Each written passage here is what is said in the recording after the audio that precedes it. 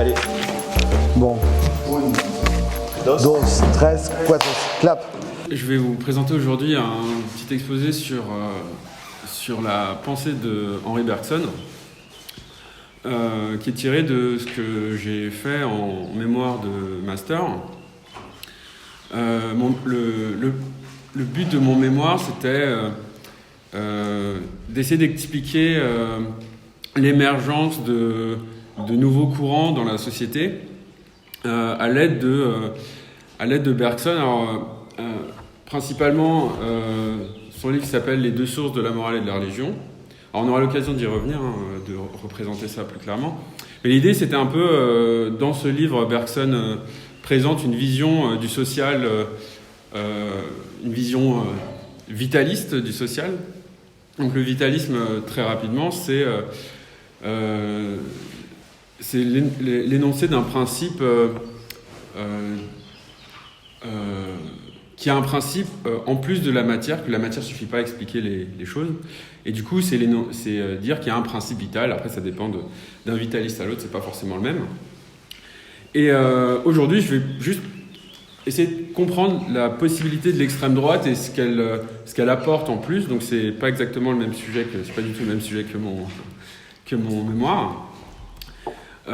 Et Bergson est intéressant de ce point de vue-là parce que, du coup, ce livre, Les deux sources de la morale et de la religion, a été publié en 1932, alors qu'il se passait des choses intéressantes du point de vue de l'extrême droite en Europe, en Italie, en Espagne, en Italie, pardon, en Allemagne. Alors, rapidement, je vais revenir sur Bergson. Bergson est né en 1859 et mort en 1941. Et il a construit sa pensée alors qu'en parallèle, il y avait la diffusion de la pensée de Darwin, il y avait les travaux de Freud, les travaux d'Einstein. Donc il a essayé de se situer un peu par rapport à tout ça. Quelque chose qui nous reste relativement contemporain, c'est que en fait, pendant la Première Guerre mondiale, Bergson a fait un cycle de conférences aux États-Unis. Et il a participé activement il a contribué aux 14 points de Wilson, qui ont fondé en fait la reconstruction de l'Europe après la Première Guerre mondiale. Et le dernier de ces 14 points de Wilson annonçait la création de la SDN, la Société des Nations. Et cette SDN des ruines de cette SDN a été bâtie l'ONU, donc qui a hérité en quelque sorte des idéaux de la SDN. Ensuite, mon plan, ça va être d'abord présenter très rapidement, le plus rapidement possible la pensée de Bergson en introduction, et surtout vraiment les principes qui reviendront tout le long de l'exposé. Ensuite, je vais essayer de regarder le social, le fait social avec le regard de Bergson et à certains moments, jeter un regard sur des situations contemporaines pour essayer de les expliquer. Ensuite, la partie suivante sera sur la démocratie, les forces et les faiblesses qu'on peut trouver à un régime démocratique du point de vue de Bergson. Et enfin, on va parler d'innovation et d'économie en quelque sorte dans la dernière partie, avant de conclure à l'aide d'un article du Monde diplomatique de novembre 2021 qui est basé sur Oswald Spengler, un éminent théoricien de la pensée d'extrême droite, qui a écrit, qui a été contemporain en fait de Bergson. Bien. Alors, la première chose à signaler sur Bergson, c'est qu'il se méfie fortement de l'exercice de l'intelligence.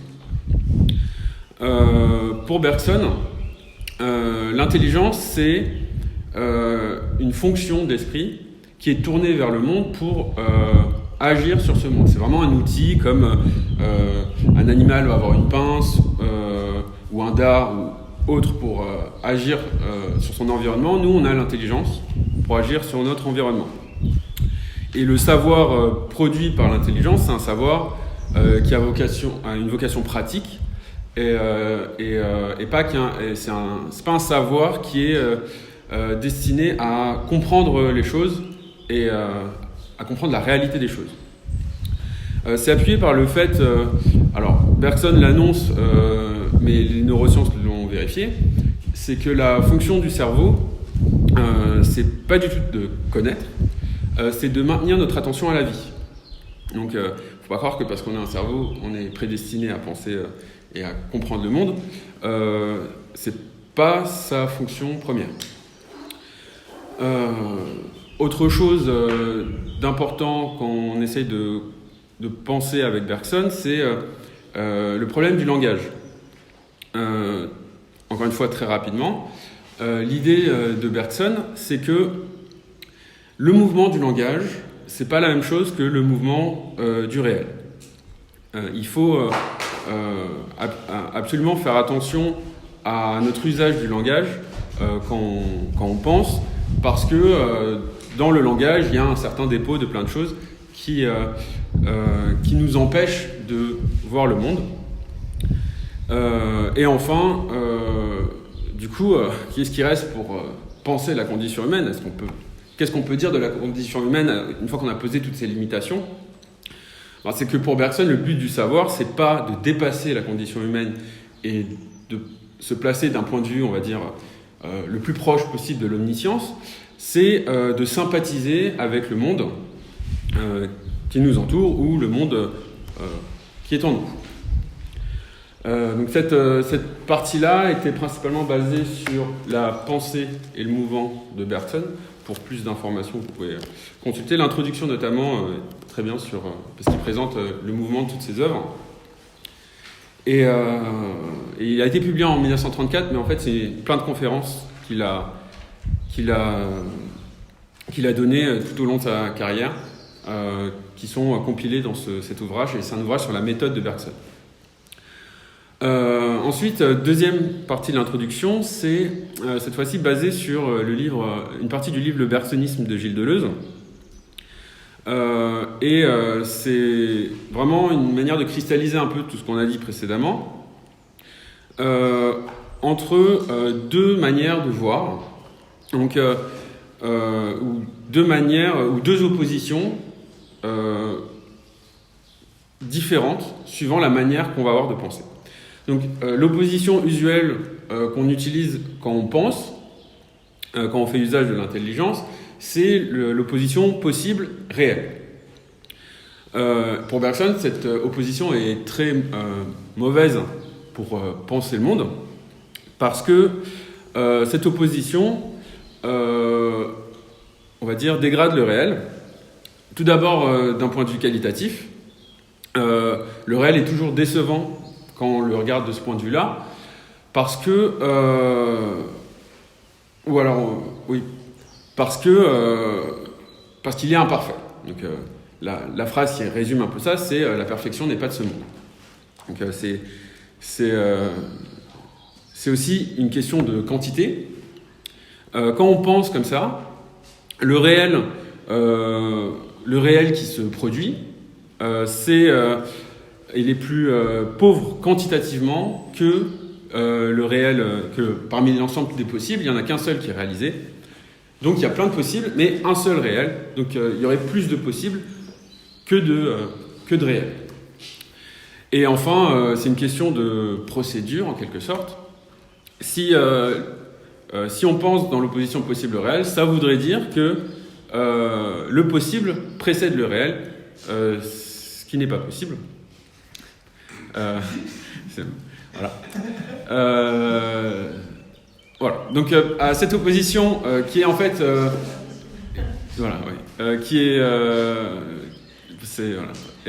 à cette opposition-là, qui est celle qu'on emploie pour agir, en fait, Bergson veut utiliser une nouvelle opposition qui pense plus adaptée à la compréhension du monde.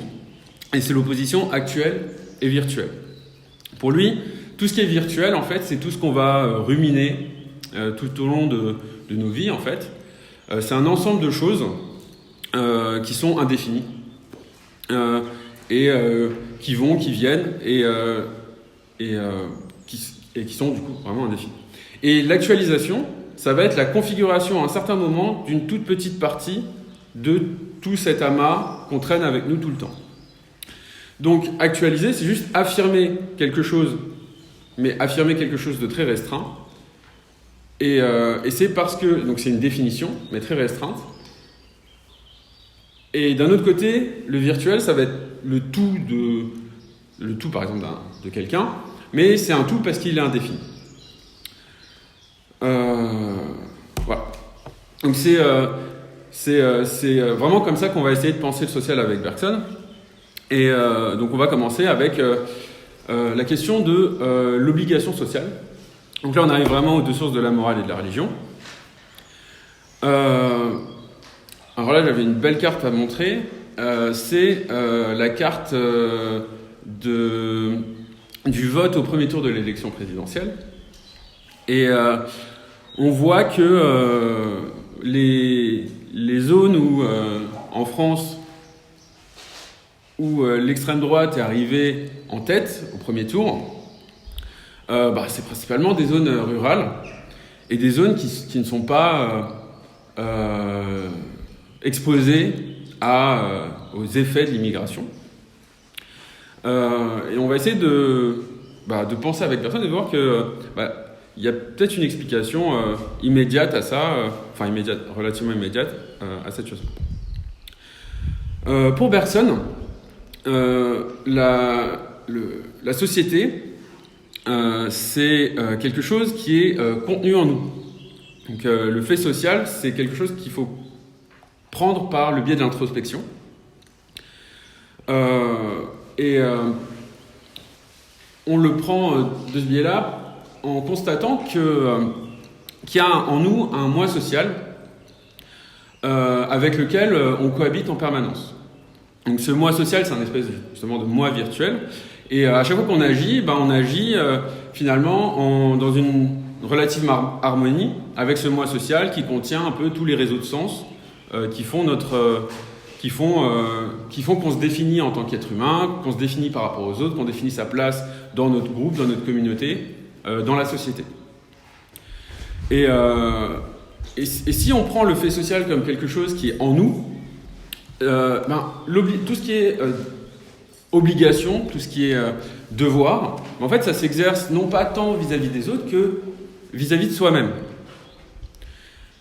Et du coup, c'est pas tant un impératif de vie commune, mais c'est un impératif vis-à-vis de soi-même, un impératif identitaire. Et du coup, les personnes qui vont ressentir un besoin identitaire, ou le besoin d'un vote identitaire, peut-être qu'en fait, c'est pas tant un vote de haine vis-à-vis de l'étranger, que la manifestation d'un besoin identitaire qui a été perdu, donc une espèce de dissolution de leur moi social qui a besoin d'être revitalisé. Voilà.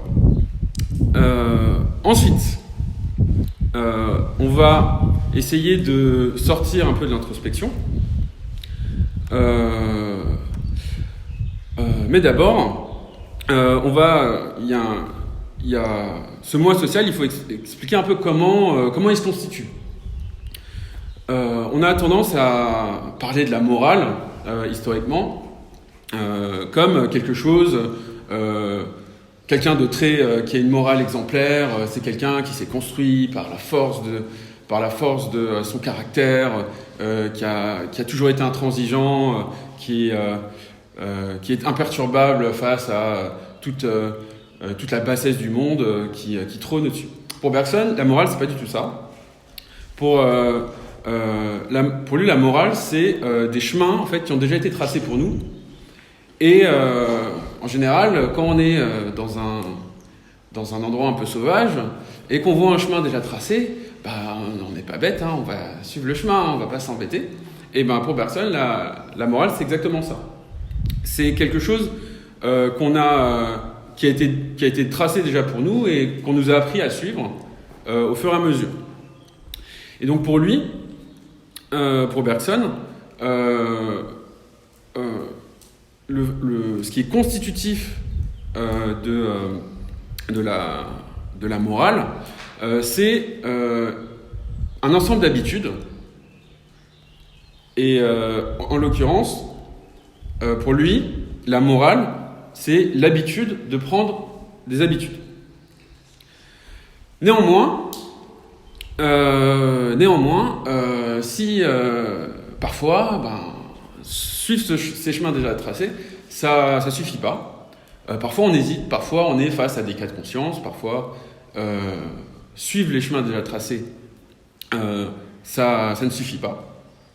Et donc, une exigence se fait jour, c'est l'exigence soit de se réformer, ou alors, si on généralise, de réformer la société. Et maintenant, on va essayer de comprendre autour de cette hésitation qui se fait jour, d'où elle vient et comment elle se résout. Et là, revient l'intelligence. Donc l'intelligence, encore une fois, quelque chose dont Bergson se méfie. En tout cas, l'intelligence comme lui, il l'a définie, quelque chose dont il se méfie.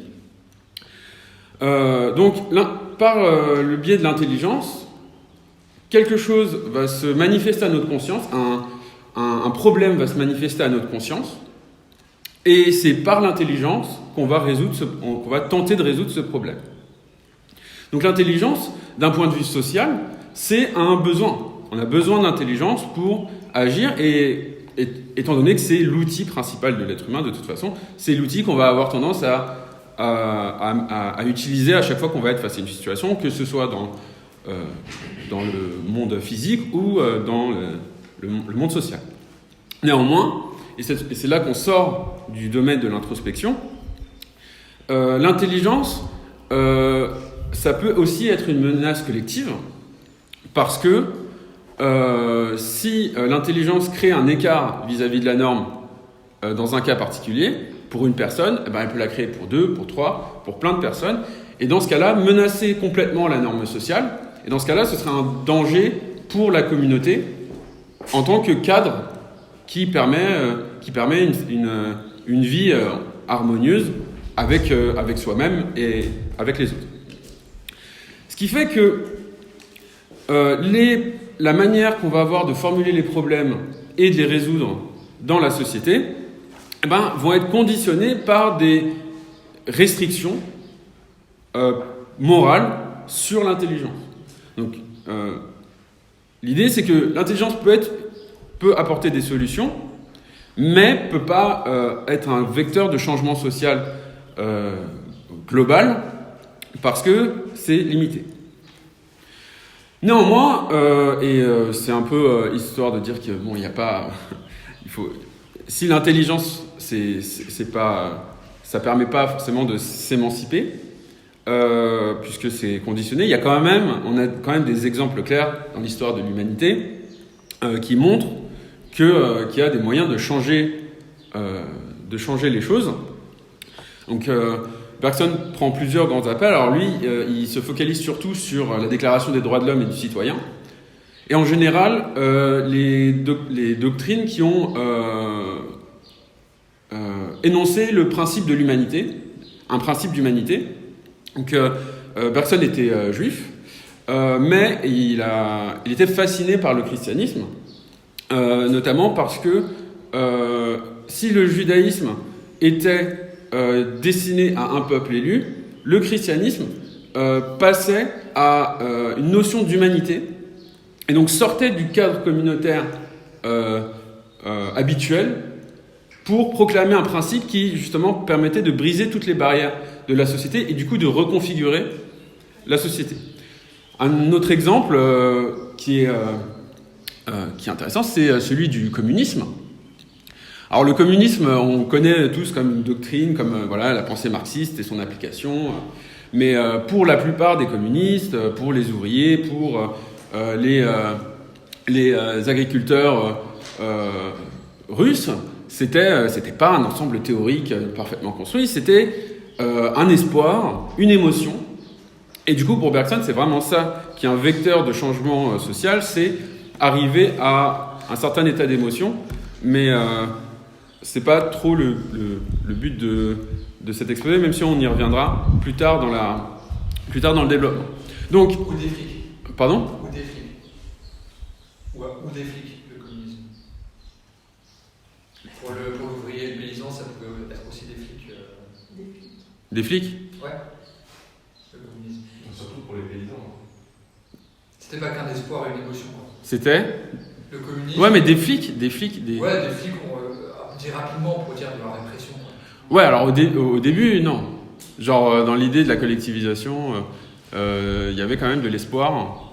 Je dis pas que c'était que de la oui. répression. Je dis que Ouais. ça pouvait, pour certains, d'espoir, pour d'autres de la répression, Oh. peut-être entre les deux. Oui, oui. Avant Oui. l'avènement du communisme, c'était un espoir. Voilà. Je pense que c'est ça que tu voulais. C'est ça, exactement. C'est la naissance de quelque chose de nouveau qui reconfigure le monde. Et après, bon, ça le reconfigure. A priori, on revient à des schémas de pouvoir au bout d'un moment. Mais initialement, il y a l'émergence de quelque chose par une émotion qui se diffuse dans la société. Et après, il y a... Il y a eu une campagne d'alphabétisation en Russie. Et donc, il y avait vraiment une envie de progrès social qui était associée au communisme à ses débuts. C'est-à-dire qu'ils ont alphabétisé toute la société. Et donc maintenant, on va justement passer à une vue un peu plus pratique de cette pensée bergsonienne avec la démocratie.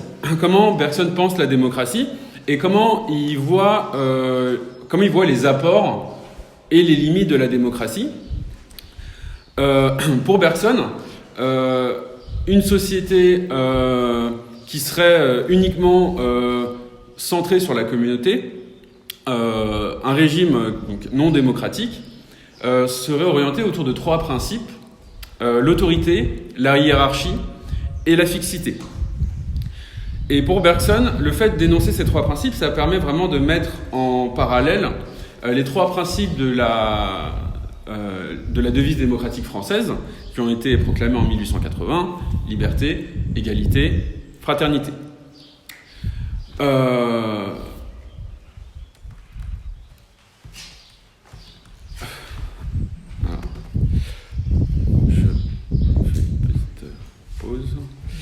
Voilà, parce qu'il manque des choses. Voilà. Voilà. De ce point de vue-là, la démocratie, ces 3 principes-là sont une protestation vis-à-vis de autorité, hiérarchie et fixité. Si on les prend, et c'est la critique qu'on entend souvent sur les principes démocratiques, c'est la liberté, ok, c'est quoi ? L'égalité, alors là, ça devient plus problématique, encore aujourd'hui, c'est quoi ? Et la fraternité, personne n'a jamais su expliquer visiblement exactement ce que c'était. Donc l'idée pour Bergson, c'est que si on a du mal à définir vraiment ces 3 principes démocratiques, c'est parce que c'est des principes en fait négatifs, c'est des protestations contre un état des choses qu'on considère comme injuste. Et il prend justement l'exemple du pouvoir sous l'Ancien Régime. Sous l'Ancien Régime, la noblesse croyait religieusement sa supériorité et le peuple y croyait aussi. Et de ce point de vue-là, du coup, la devise d'autorité, hiérarchie, fixité, c'est vraiment une intériorisation des rapports de force par les dirigeants et les dirigés, sous des allures de naturalité. Et en fait, c'est juste... cette naturalité, c'est juste un déguisement de la férocité humaine, mais on va dire embellie. Donc l'idée vraiment de la démocratie, c'est qu'elle va essayer de dépasser la nature, ou en tout cas la notion de naturalité, et lutter contre ce qui se passe si on se laisse aller à l'habitude, si on se laisse aller aux cloisonnements qui sont faits naturellement par les schémas de l'habitude. Donc c'est vraiment un effort intellectuel de protestation, et c'est finalement quelque chose qui empêche la société de se fermer, de se cloisonner, chose vers laquelle toute société non démocratique va tendre à faire. Alors, si on continue sur cette idée que la démocratie est un effort intellectuel de protestation, il faut expliquer un peu comment. C'est, encore une fois, l'outil humain par excellence selon Bergson, c'est l'intelligence qui va alimenter cette protestation. Et pour Bergson, la manière qu'a la démocratie de protester contre un état de fait, c'est de proclamer un citoyen idéal. Donc face à une situation, on va se dire, c'est pas possible d'agir comme ça, c'est pas possible d'agir comme ça, il faut être meilleur. Et du coup, en s'imaginant, en concevant une manière meilleure de réguler certains comportements, on arrive à les faire évoluer. Néanmoins, c'est vraiment un outil de régulation, mais ce n'est pas un processus d'abolition. Donc, tout ce qui est hiérarchie dans la société, ça n'a pas vocation à disparaître, et ça n'a pas vocation à disparaître. Voilà.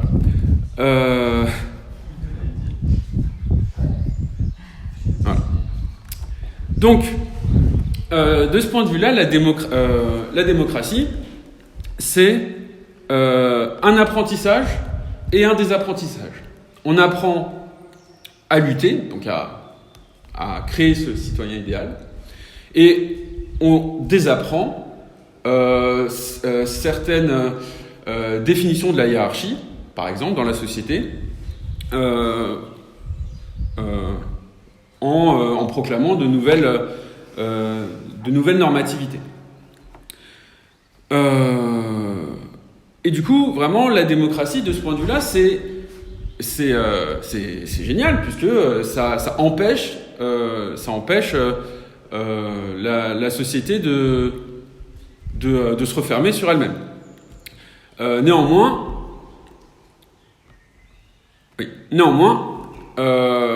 il y a certaines conditions qui ont besoin d'être réunies pour un exercice démocratique efficace. Il faut d'abord des protagonistes, il faut de la libre expression, et il faut une liberté de manifester. Et clairement, lorsqu'on regarde comment un régime se met à tendre vers l'autoritarisme, on voit que sa première cible, c'est la libre expression, puis les différents protagonistes de la protestation, et bien entendu, réprimer les manifestations de protestation. Donc, le jeu démocratique, il se fait entre liberté et autorité, entre égalité et hiérarchie, et entre fraternité et fixité. Donc on a liberté, autorité, égalité, hiérarchie, c'est facile à voir. Liberté et fraternité et fixité, ce serait l'existence de groupes sociaux dans la société, de groupes sociaux exclusifs dans la société, et le peu de mélange entre les différents groupes. On observe que dans une société démocratique, les différents groupes se mélangent beaucoup plus que dans une société autoritaire. Néanmoins, si ces processus démocratiques sont des vecteurs de progrès, si les institutions sont importantes, si on veut cerner la société, et en l'occurrence ses problèmes, et par là même la naissance, en tout cas les progrès, l'augmentation Bref, comment dire, le développement, la montée, voilà, parfait. La montée de l'extrême droite dans notre société, faut bien comprendre que la plupart de ce qui se passe dans la société, ça se passe pas dans les institutions, hein, ça se passe dans la vie de tous les jours. Donc ça se passe dans l'activité humaine dans une société démocratique. Si la démocratie est fondée sur le concept d'humanité par opposition à celui de communauté, l'activité économique, elle, ne fait pas appel au concept d'humanité du tout, obéit à des règles différentes que le jeu démocratique.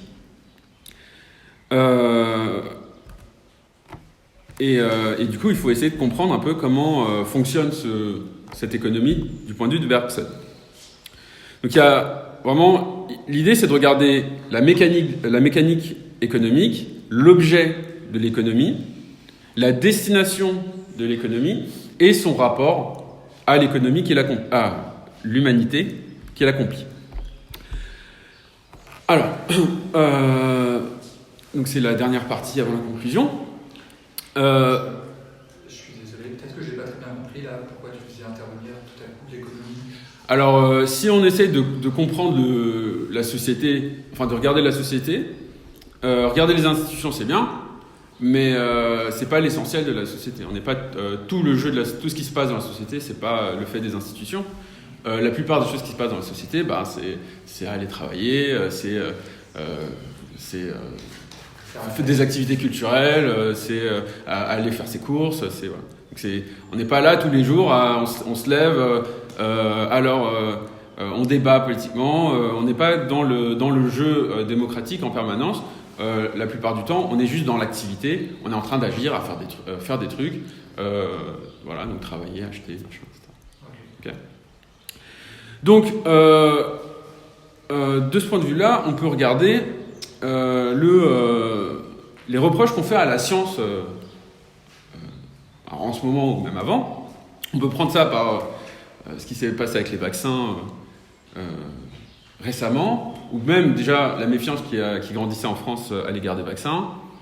Mais bon, globalement, on observe dans nos sociétés développées, industrialisées, une méfiance qui grandit vis-à-vis de la science. Et pour Bergson, se méfier de la science, c'est une erreur. Non pas parce qu'il n'y a pas de problème, il y a un problème, mais pour lui, le problème n'est pas dans la science qui est juste un adjuvant à l'action, c'est juste un outil pour agir. Pour lui, le problème, il est technique.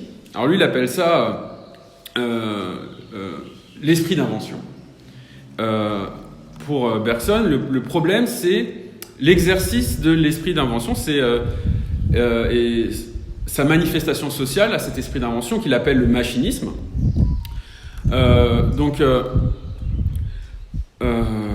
Pour Bergson,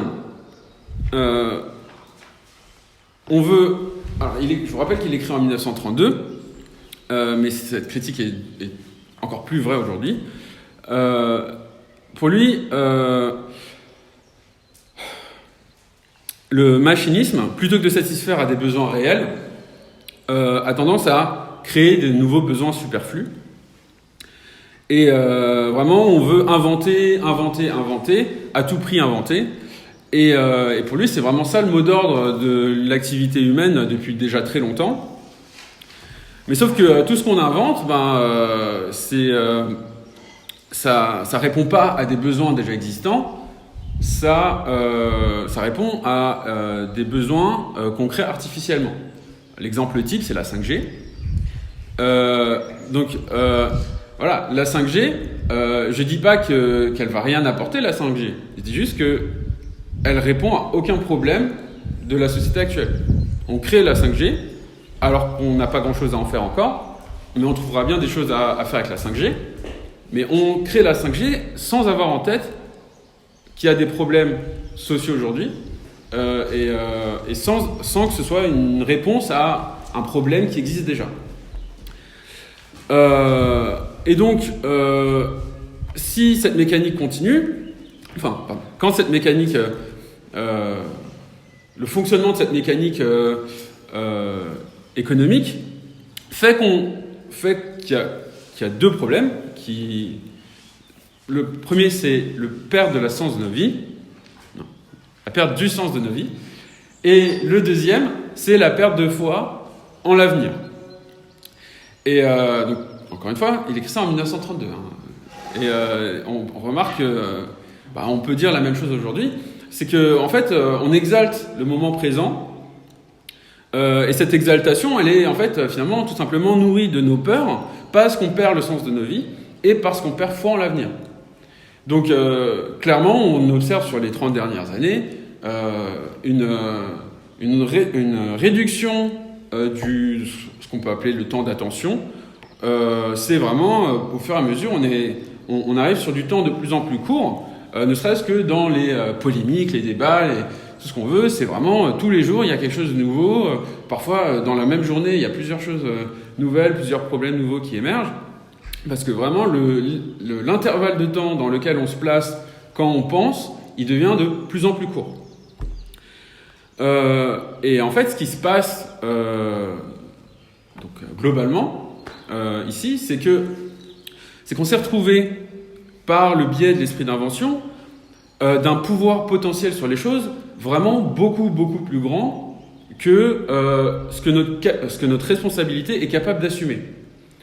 Et ce déficit moral qu'on a vis-à-vis des outils qui sont aux mains de l'humanité fait qu'on est oppressé et voire menacé, la menace climatique étant clairement réelle, on est menacé par tous ces outils qu'on a développés de manière irraisonnée, on va dire ça comme ça, depuis des siècles. Et c'est justement ça, c'est que c'est comme ça que le problème finalement qu'on observe déjà chez l'extrême droite, qui est nourri de la pensée de la montée de l'extrême droite dans la population, c'est que c'est nourri par la peur, mais qu'à côté il y a une autre peur pour le climat, mais qui est aussi une peur pour nous, pour l'humanité. C'est que on a deux peurs qui ont finalement à peu près la même source, qui est une vie qui perd son sens, et par justement le biais de l'innovation qui se fait de manière inconsidérée pour les problèmes sociaux.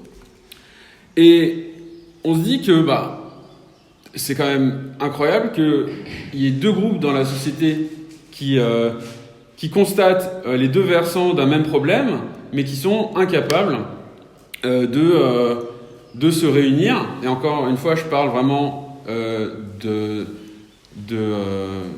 groupes de population. Je ne parle pas des théoriciens, je ne parle pas des responsables politiques, je parle vraiment socialement dans la population. Il y a des gens qui ont la même source de leurs problèmes, mais qui ne sont absolument pas d'accord sur les solutions à apporter. Donc, pour résumer un peu tout ça, si on pense avec Bergson, le fait social, en fait, on se rend compte que la culture, c'est pas quelque chose qui nous a extrait de la nature et qui est distinct de la nature. La culture est une part de la nature, puisque c'est une manifestation du fonctionnement humain. Ensuite, si on regarde l'être humain, il est défini socialement par sa communauté, en tant qu'individu, en tant que ces actes ont une valeur. La valeur de nos actes, elle est vraiment définie par un référentiel qui nous est donné par notre communauté. Néanmoins, la démocratie est arrivée pour nous donner un moyen de ne pas se rester enfermé dans notre communauté. Mais une pensée de la démocratie n'est pas suffisante pour comprendre finalement les problèmes de la société, puisque le malaise de nos vies et la mise en danger de nos vies et de notre environnement n'ont pas pour source ni pour solution les institutions démocratiques. Et donc, tout simplement, si on regarde notre société aujourd'hui, on voit qu'on a le parti un peu de la démocratie et de la prospérité qui est un peu le parti un peu dominant. On a le parti dans la société de l'aliénation et du retour à la communauté. Et on a la partie de la société qui est la partie, on va dire, plus protestataire et la partie, on va dire, d'agrégation des luttes, finalement la partie qui maintient en vie un peu la démocratie. Bien, donc maintenant, et là c'est la partie où on aborde des penseurs d'extrême droite, où on n'est plus dans la pensée sociale, mais on aborde en l'occurrence un penseur d'extrême droite. C'est Oswald Spengler. Donc l'article date de novembre 2021, il est d'Evelyne Piéhier, P-I-E-I-2-L-E-R. Et l'idée c'est de revenir sur le livre qui s'appelle Le déclin de l'Occident d'Oswald Spengler, qui a été publié en 1918 et 1922. Et ce qui est intéressant, donc c'était un contemporain de Bergson, et du coup, lui aussi, il écrivait dans un contexte de montée de l'extrême droite dans la société, tout comme Bergson à son époque. Donc, la Fondation Jean Jaurès, en 2019, a posé une question à la société. A posé une question française, a donné une affirmation française, plutôt. La civilisation telle que nous la connaissons va s'effondrer dans les années à venir. Et elle a demandé aux Français, est-ce que vous êtes d'accord ou non avec cette affirmation ? Et 65% des Français interrogés ont dit qu'ils étaient d'accord avec cette assertion. Sauf que cette assertion, c'est exactement celle d'Oswald Spengler. Et très rapidement, je vais parcourir les thèses principales, un certain nombre de thèses qu'il développe dans son ouvrage Le déclin de l'Occident. Premièrement, et du coup, toute ressemblance n'est pas fortuite avec ce que j'ai dit avant, les civilisations sont des organismes vivants, donc la fin est proche. On a perdu le sentiment cosmique, on vit dans une tyrannie de l'entendement depuis les Lumières, sortir du cadre du vivant a été un tournant métaphysique vers la mort, la démocratie n'est que le masque du pouvoir de l'argent, ce pouvoir s'appuie sur l'atomisation de la société, l'exacerbation des désirs, un matérialisme toujours insatisfait, l'inquiétude agitée. La distraction a remplacé le jeu authentique qui s'est dissous dans le cosmopolitisme. Esclaves, on se croit au moins libres de nos jugements, qui sont pourtant modelés par la presse. Et si on regarde aussi d'autres, des penseurs plus contemporains, des penseurs, pas que des penseurs, des figures de gauche contemporaine, ou en tout cas de la pensée progressiste contemporaine. Alors, Evelyne Piéhier prend pour exemple Jacques Bouvresse. Jacques Bouvresse, en lisant Spengler, a dit ensuite que la critique qu'il fait du libéralisme s'avère sur bien des points supérieurs à la critique progressiste. Sandrine Rousseau, candidate à la primaire écologiste, a dit que la philosophie de Descartes aurait donné pour objectif aux hommes de se rendre maîtres et possesseurs de la nature, opposant le premier raison et émotion, science à nature, civilisé à sauvage, etc. Et globalement, l'idée dans des penseurs progressistes, c'est qu'il faut arrêter de se prendre pour Dieu et retrouver sa place dans l'univers. Ensuite, Evelyne Piéhier prend pour exemple Philippe Descola, Bruno Latour et Baptiste Morisot et synthétise un peu leur point de vue à partir de quelque chose qu'a déclaré Baptiste Morisot, c'est que ce mythe fondateur centré sur la pensée abstraite doit être abandonné pour retrouver les dynamiques sauvages qui sont plus anciennes que nous et nous fondent. Et enfin, Gilles Deleuze lui-même proclamait que la pensée vitaliste s'oppose à la mort, celle par laquelle le capitalisme nous fait passer et qui nous transforme en morts vivants. Donc, clairement, on voit qu'il y a plein de similitudes entre une pensée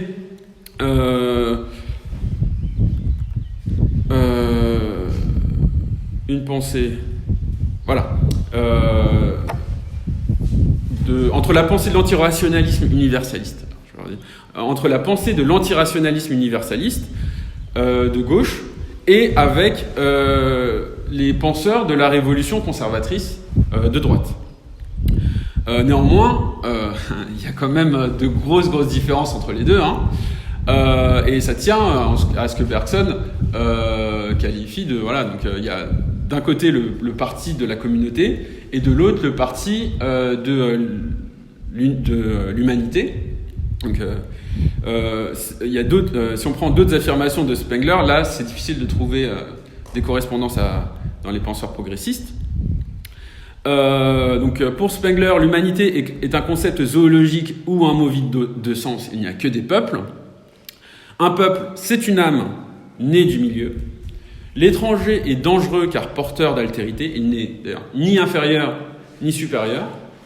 C'est juste pour revitaliser la société, il faut juste se débarrasser de l'altérité, puis tout ira mieux. Et du coup, le problème, voilà, c'est juste, on enlève l'altérité, mais c'est pas qu'on juge les autres inférieurs ou supérieurs, c'est juste que le fait qu'il y ait des gens qui apportent des choses différentes à la société, ça fait qu'on perd le sens de la communauté. Et enfin, voilà, le dernier combat commence, et là c'est une citation de Spengler, le dernier combat commence, qui donnera à la civilisation sa forme définitive, le combat de l'argent et du sang. Fin de citation. Donc l'idée c'est... en gros, c'est qu'il y aura soit la mort de l'Occident, soit l'élection d'un chef qui le régénérera. Okay, donc, encore une fois, hein, 1918-1920. Donc vraiment, on voit qu'il y a des similitudes et des divergences claires entre progressistes et conservateurs. D'ailleurs, je pense que voilà, essayer de mieux penser l'humanité, essayer de mieux penser les libertés, égalité, fraternité, qui sont les deux pans de la pensée conservatrice, bah, on peut le faire très bien avec Bergson. Et du coup, ça me permet juste de conclure sur un petit espoir quand même qu'on peut trouver à l'aide de Bergson ici. C'est que si on voit qu'il y a clairement cette division tripartite de la société aujourd'hui, et qu'on voit qu'en fait il y a quand même pas mal de similitudes entre l'extrême droite et la gauche radicale, en tout cas dans le peuple, hein. Néanmoins, quand on passe aux penseurs, il y a vraiment on va dire une frontière infranchissable entre la pensée d'extrême droite et d'extrême gauche. Et du coup, il faut juste garder en tête ce que Bergson appelle les grands appels de l'histoire. Donc la Déclaration des droits de l'homme, l'avènement du christianisme, le marxisme, etc. C'est qu'il y a un moment où il y a une émotion qui est arrivée et qui a reconfiguré toutes les manières de penser et qui a fait s'agréger finalement les luttes, qui ont fait s'agréger des luttes. Et c'est un peu ce qu'on peut espérer, puisque là on est face à une urgence climatique et sociale sans précédent, et sans une reconfiguration politique de la société, on va avoir du mal à faire passer les grandes réformes, puisque, encore une fois, autrement, on a vraiment du mal à réformer la société, puisque notre intelligence est limitée dans les processus institutionnels par une certaine forme de rationalité qu'on appelle du réalisme, hein, clairement. Ce qui empêche beaucoup de réformes vertes aujourd'hui, c'est qu'on se dit non mais c'est pas réaliste de faire ça, on peut pas complètement changer la société comme ça, alors que ce qui est pas réaliste, j'espère que c'est clair pour tout le monde, hein, enfin pour tout le monde ici, c'est que ce qui est pas réaliste, c'est de continuer comme ça. Merci.